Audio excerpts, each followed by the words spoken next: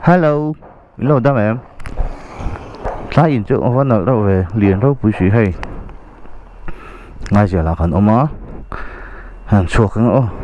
bật thung gần đi. Với hai càng kiếm lầu. Ôm á xe. Cái non lằng lại tham cho mẹ, hắn chuyển bật thung lên. Kê nhé. Ai vào. Lẽ anh kia mà. Bệnh ăn lẩu vắt bật thung. Kawasaki ya te le Suzuki te kan ni han va te phe me me o ron ti phe don ni let's go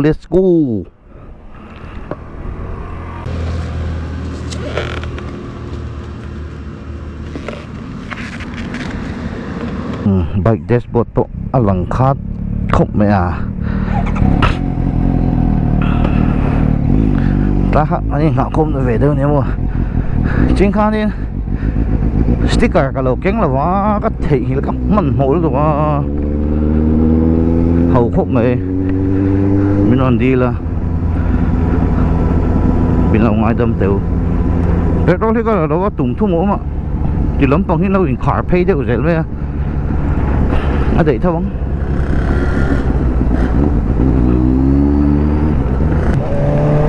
mình tản sẵn ra cả hồi hù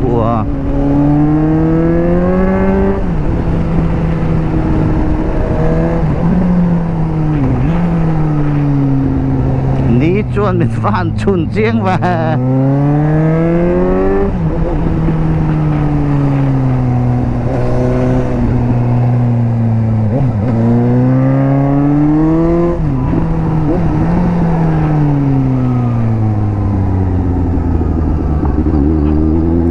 cũng trả tâm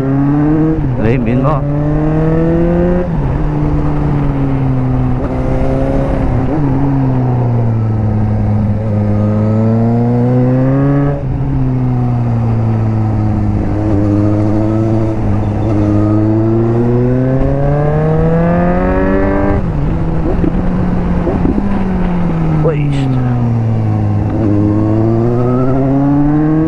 mani khanin kasoya arfa te kha kalkatan sukala anjuin entira ai entir so hai non hole ni ta han treatment kha la ka ngai ta kan duang pon kan rai thei lo ni ta ka chu mo sei to ang khanin tun thla hianin megale ale sam tur khan dei kan tung ve ma se kan ti thei ta lo tầm lâu na vàng mo bạn ở bên thì có cả hàng cả hàng ai thì xe nó chán bằng nè tấm tập cho hay non hồ đấy đủ một phút mấy cái chỗ khác đuôi em trái blank cafe là hiện in lu hay thì đó nó các buổi nó sẽ bốc xe bike mo body language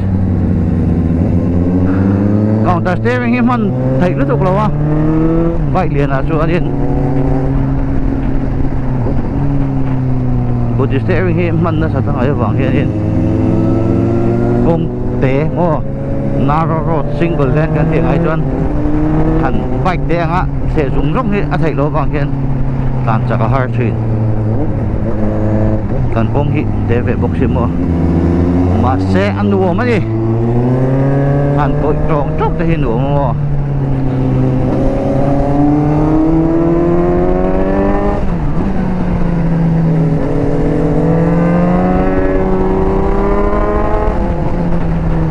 cái sai hiện mình ền nó sẽ đổ mình ền cái mình êm nó bị đau phải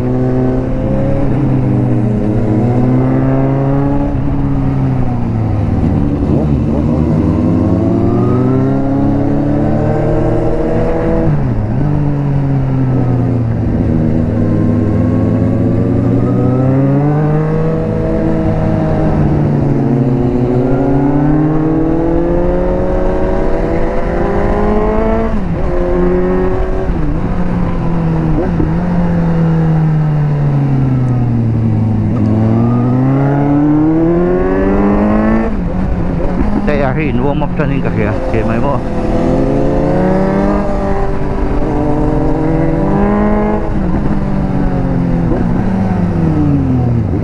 scooter là thằng khôn.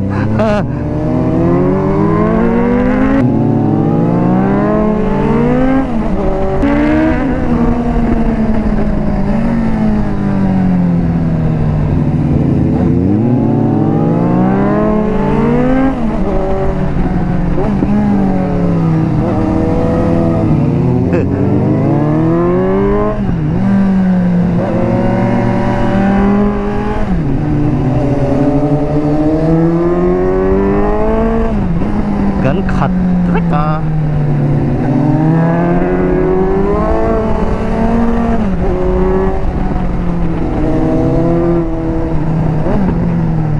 apa yang mặt không ạ cậu mày.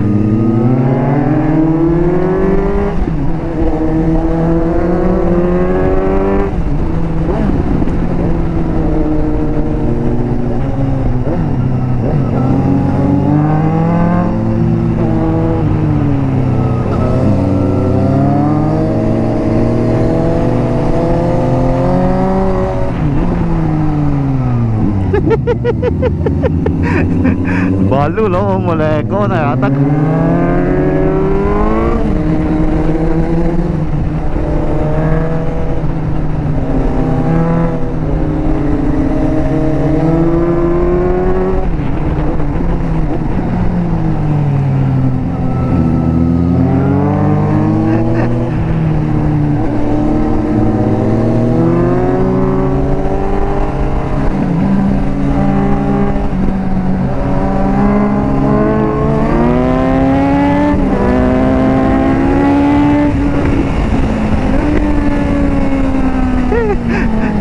Check dưới thì ha.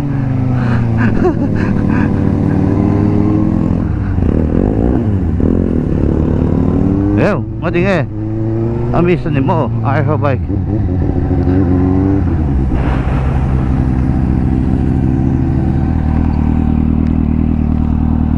Abay kamis.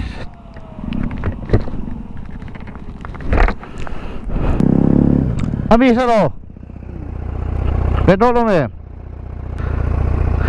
Để liếm ra cho ảnh tinh đôi mình.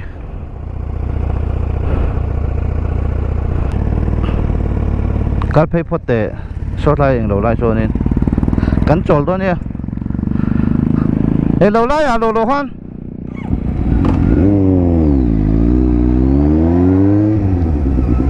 Khi lại đầu hoan ảnh tinh đôi mình. Khi chắc khi nha tùy tay in là thôi. Có hậu về.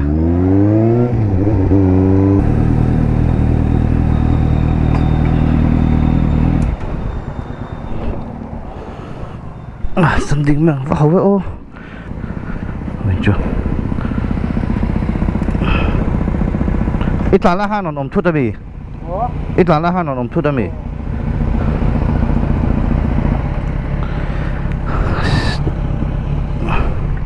bây giờ học lại cái thun này cái thun chìm theo chính han học đấy.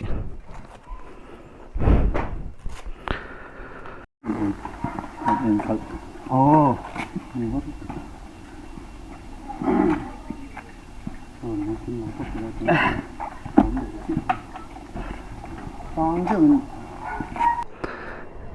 hey anh khá ta cheap à hey petrol là tán rồi cô ý một thêm hey bình rút mày ngày nào ông lo你现在没有风，看干了多，你题目个字啊？哎，你通路偏偏做？别做咁路。哎，六些啊，black 啊，囤卡啊，黑 box 些。哎，咁前排叫嘛去，迄兩碼個紅膠多那字啊。pick up 邊啊紅膠多那，哎，做咪把咗間韓皮多，pick up 間當皮命。查索咗，係啦，嗱頭就接聽呢個呢。cái kia mà hi cần chỉ bối về đủ khủng khiếp mà bối nào bộ phải đủ những cần số mà các bạn lâu thì pick up in hay chỉ là mà tán lệ thấu xem mà kia mà chúc ha CBR 600 này khăn nè cần số khăn này là hay bên đó quýt ra sao cái son pay luôn drop một lon đồ ấm nọ hay hi asit lo hi kan vu vek si ai phur thei lawa kan ning lo don ô kan da du ngem eng lo pon chi à lo ding ga thut hein no pon chi nei mi ô le kha khong so dai la tan hoi la a thut thei me à hey sit lo single sit lo vek kan lo vu à em phur thei lo hey ar tui ko ta hi nói la phur thei me mà dáng thâu cái mà họ phải đục ông nó là phê chụp chú luôn vang em là bằng chút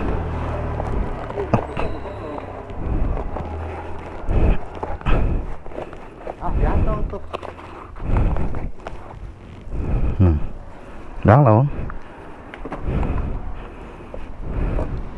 bố tội à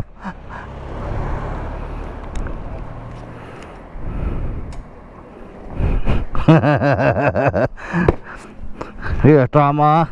ito umreng ay chuanin do am na kan zong don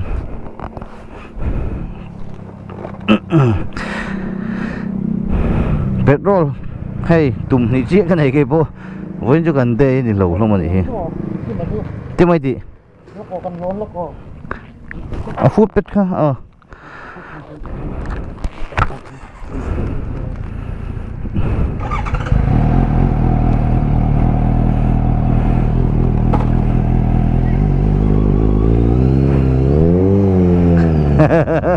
xìa lên vậy chứ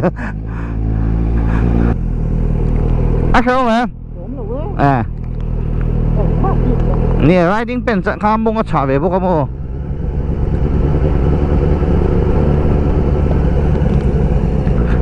rồi đây cái hẳn thun đúng không thế chú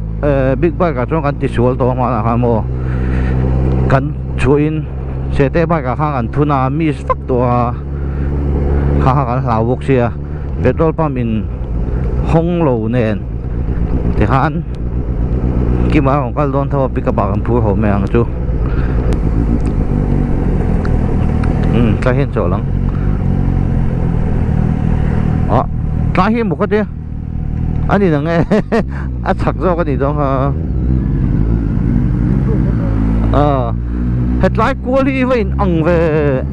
cái mình thấy rồi anh mà không thấy rồi cho nên đi mình chuẩn nó sao được cái máy hết là mù thế không cả khác đâu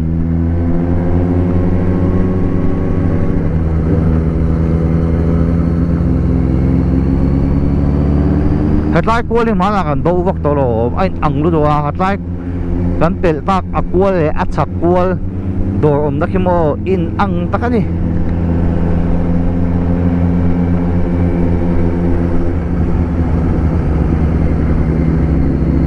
đây hết lái cua đi chính bộ hoa nên đồ nó ha một cái gì à ui đánh xuống chụp thèm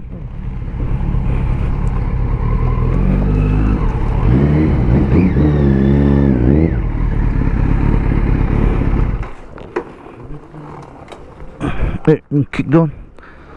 waste anh lâu anh lâu nghe cái shit cô trên đảo này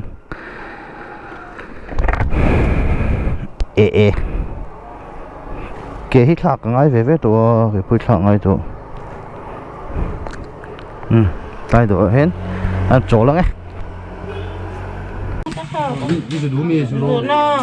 anh lò bóng cù tây thế khai hòn số bao nhiêu hả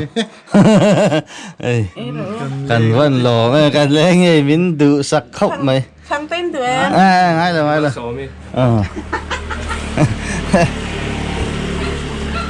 hay cần ôm ạ cù tây thì bồi không ta lôm mà là bà là không chạm mấy lần chưa hấp gì nghe hay tiếng bụi tây nó lôm mà chẳng tên đứa mà chứ ăn đồ mà hay cần là hồ đâu cần là thu mấy mấy gì với cần đây chứ cần thu tập tầm dọc lắm mày Hey, kan thleng phei le to a kimate anon thlenga kan lot don ani ami thuk she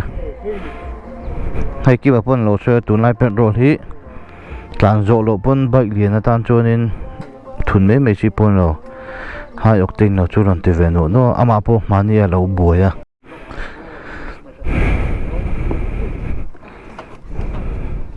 to lâu em anh lỗ nó thùng mà này a break mo tôi lúc đần rồi ready mà không in đây thôi cái lâu bị con mẹ 1 2 3 4 5 bằng ai lại rồi mình đâu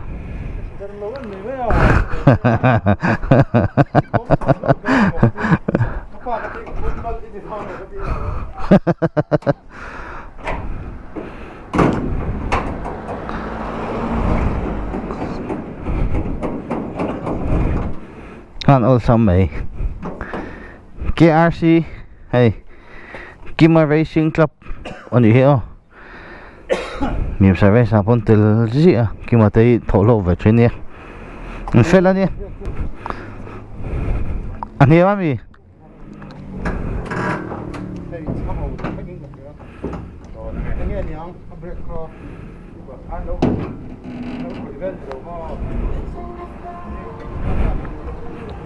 cái bộ tiếng Anh duy thầy khóa chú team chú anh niệm mấy à hay lột phê lá tiếng Anh câu tổ này đã ra ai tu nào đang ăn mì lý quá đang ăn cái đầu đó hay ai vì chú niệm mấy tiếng Anh duy phê ang cái bộ cái team phê đó nè cái đủ tổ mấy đó nè thì hiện nông ăn duy ngắm mò với đại chú bùi khúc mày hay đại tắc mình nè hết bùi con đâu phụ luôn